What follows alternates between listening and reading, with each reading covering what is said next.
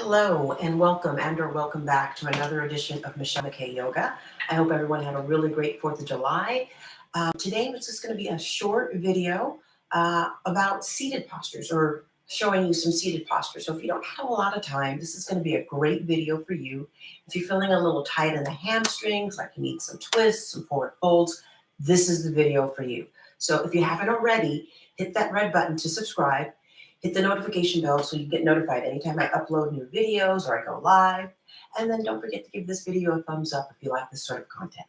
All right, join me. If you have a block and a strap, that's great. And I'm going to be sitting on a little bit of a lift. So you could sit on a pillow, you could sit on a blanket, or you could sit on a mat. I have a mat folded with a little bit of a towel. So join me, have a seat. And if you didn't have anything, you don't need to have anything. So the strap is if you're not able to reach your feet, and the block is if it's easy for you to reach your feet.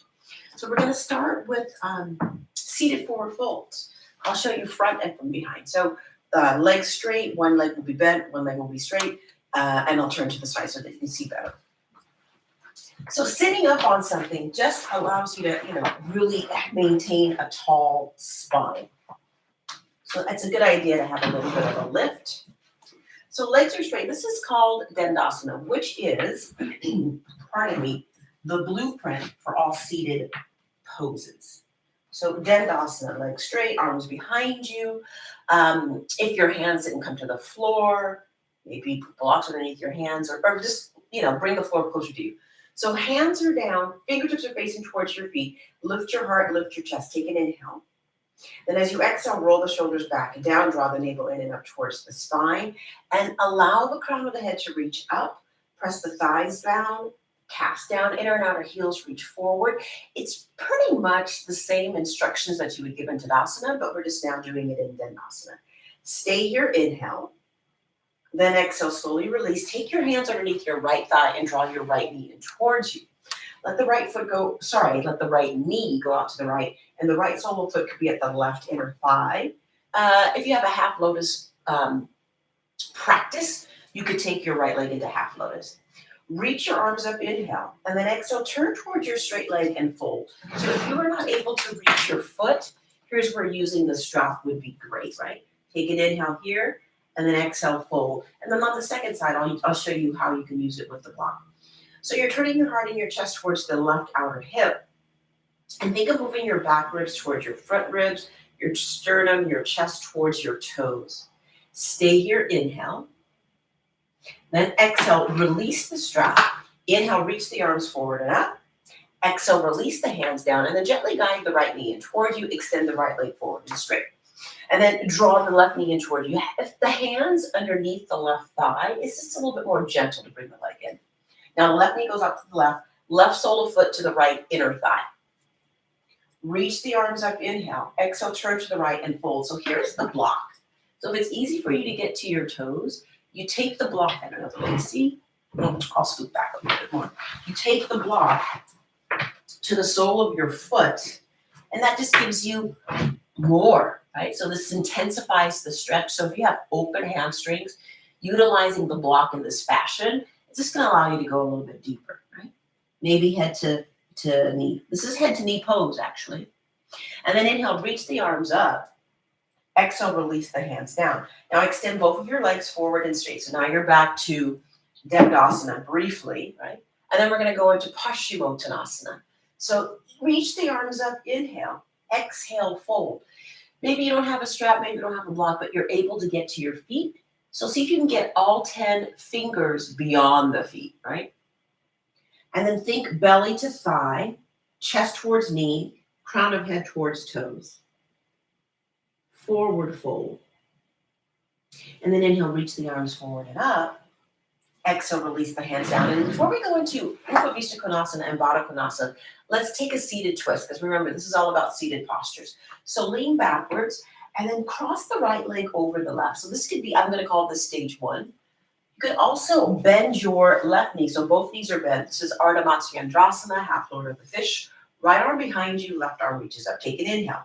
And then exhale, twist and turn to your right side. Every time you inhale, grow tall. Every time you exhale, twist.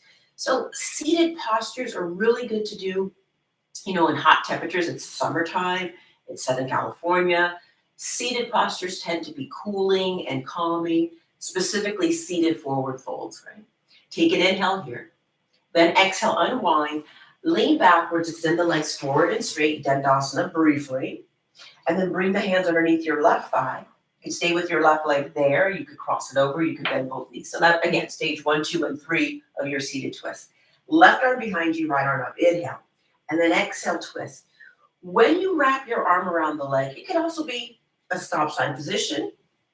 You can reach down and hold your foot. Okay? Many ways to have the arms in this seated twist. And then the last thing is to look over your left shoulder. Take an inhale. Then exhale, unwind, lean backwards to free your legs forward. Now I'm going to come at you at an angle so you can see Upavita Konasana, which is a wide leg forward fold, and then you'll see Baddha Konasana. So now the legs going out really wide apart. If you have a mat, it's nice to have the mat underneath the heels so that you make sure that it's even. One leg is not skewed. Hopefully that makes a lot of sense.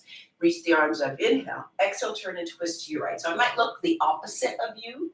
As you lift the chest up, think of the asana pose, if you will, in Dandasana. Think of lengthening the chest forward, right? And maybe you crawl it a little bit more forward.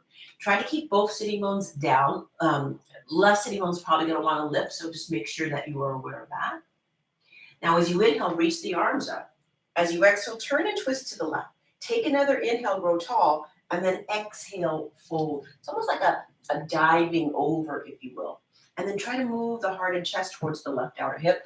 Flex both of your feet, anchor the heels down, so the inner and outer heels are reaching forward. As you inhale, reach the arms up. As you exhale, come back to center. And then inhale, grow taller. Exhale, fold through your center. So you can walk forward. Here's another great place where you could use the block to support your head.